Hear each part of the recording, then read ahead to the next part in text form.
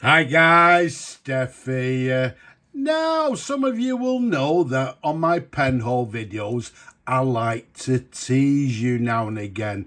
And in my last pen haul, you remember seeing this tease here. There we go. So all I did is just showed you the box.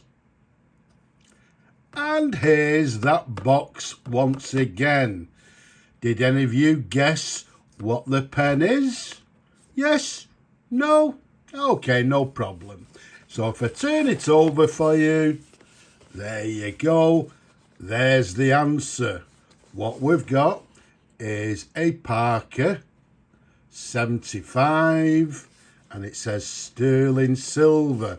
Now the nice thing about this particular pen, as you can see, it comes in the original box, which is quite unusual and quite, I would say, quite sought after for this particular pen. So let's take the top off for you like so. Let's just take the case out first of all. Let's put it down there. And what we've got inside, we've got the Parker 75 instructions. Tells you with the ballpoint and everything there. Okay, so we've got the original instructions. What we've also got is a certificate of warranty, as it says, the Parker 75. There you go. It's stamped and it's got the inspection certificate. So you've got the guarantee. To the bottom there, it says the Parker Pen Company, Janesville, Wisconsin, USA. Okay. So that goes in the bottom there. Now, what you also get with this particular box, you can see there, it says, yours only with the Parker 75. Point adjuster for custom fitting, converter, module for bottle, and to the bottom, disposable ink cartridges. Now, if I open it up for you, let's just be a little bit careful because it's a little bit ripped. All we've got inside, as you can see there, is the converter and two said ink cartridges. So, unfortunately, the point adjuster for this pen unfortunately is missing, which is it's a shame, to be quite honest with you, but what we'll do, we'll show you what that is in a little while. So let's pop that to one side as well. Let's come back to the case here, and here we go. We've got this lovely Parker hard case like so, and if we open it up, there we go. We've got a Parker 75 label to the back, and inside it's got this lovely green velvet. And what we have for you is a gorgeous Parker 75 Cicel fountain pen and a Parker 75 Cicel ballpoint pen. So let's close that, pop that to one side. Okay, let's just show you the ballpoint first of all. There we go, the Parker 75 Cicel ballpoint comes, and if we show you the imprint just there, it says Parker, sterling silver, and then I think it says made in USA. Okay, so it's a sterling silver, comes in this lovely, what we term as a cross hatch pattern. And then what we've got is gold fill trim to the pen. We've got this recognizable arrow clip, as you can see, and to the very top you can see in this case we've got the flat tassie.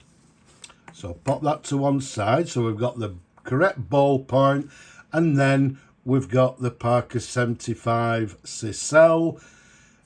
And again, let's show you the imprint again. We've got Parker, and then sterling silver, and once again made in USA. With the Parker logo you can see there. Again, recognisable Parker arrow clip as you can see, and to the top once again we've got this flat tassie which complements the flat end to the end of the barrel as you can see there. Both pens are in superb condition. It doesn't appear to have actually ever been inked. It's in beautiful condition, no dings, etc. Absolutely superb. Now the Parker 75 Sisal, I believe, was launched around about 1964 and went through to maybe, I don't know, maybe around through to the 1970s. Okay, but definitely the 1960s. Now you look at the tassies at the top there, and some people say, well, yeah, that's from the first version. But no, I believe the flat tassies were not from the first version. They went through to, once again, I believe, to around about the 1970s. And then afterwards, what they did, they introduced what we term as a dished tassie. Okay, but these are the original earlier flat tassies, as you can see there. So a gorgeous pen. Now the size of this pen from the top of the cap to the bottom of the barrel is around about 128 millimeters capped. Around the widest section it's around about 11 millimeters in diameter. Now the Parker 75s, for you people that don't know, they brought them out in numerous different finishes, different colours, and even later on in some lovely lacquered coloured ones as well. But what we're doing is just simply concentrating on this one, being the Parker 75 Sisal in sterling silver in this gorgeous cross hatch pattern. And even the Sisals, there were slight deviations in sort of imprints. We've also, we've mentioned the tassies to the top were slightly different later on, but a gorgeous, gorgeous pen. And in my opinion, it will be, and if not will be, I think it is now. It is one of the most iconic Parker pens, in my personal opinion. And even when they actually launched them in 1964, I believe they were quite an expensive pen then. And yeah, these are expensive now to purchase. You don't get them in this nice condition anymore. Okay, as I say, there's no dings, etc. It's a beautiful, beautiful example. Now, let's take the cap off for you. Let's show you the pen in a couple of different angles. Okay, as I say, absolutely stunning. Now, if I take the section off for you, you can see inside there's nothing installed. You saw before the converter and the cartridges are still in the box. Incidentally, while I'm showing you, you'll see in this case it's got a plastic thread here, and the very early ones in this particular, well, on the 75s, I believe had a metal thread, which, yeah, I believe they're quite sought after. Okay, even more sought after than the Parker 75 itself. Now the section, if I show you the section, okay, I don't know how clear it is, but you may be able to see it has a sort of triangular section, okay, with these well, the sort of the line pattern or grip, if you like, there. Okay, and that allows you to, it's actually very comfortable with it being sort of triangular. It allows you to grip it nice and comfortable. Later on, once again, what they did, they changed it slightly and they made the section more cylindrical, okay, and the grip, this sort of line grip, changed as well. So the change later on, as opposed to this, as I say, this triangular, I'm just trying to show you the best way to show you. Okay, you can see there's a triangular section. And again, as I say, later on they changed it to a rounded section. Now, if we go if we go to the top of the section there, you'll see it's got this aluminium collar with these, they've got lines running around the collar. Okay, now once again, on the earlier versions, they had a 0 point on them. So this one is a little bit later. It doesn't have the 0 point. And the reason for these lines and the 0 point, and as we mentioned before, the sort of tool, if you like, was missing. Here's my own personal Parker 75 from my own personal collection. Okay, if I just take that out, let's throw the case to one side. If I open it up for you, let's put them to one side. Okay, now that's the key that is missing from this box. And as it says, your key to better writing. Okay, so you can see this sort of strange shaped key.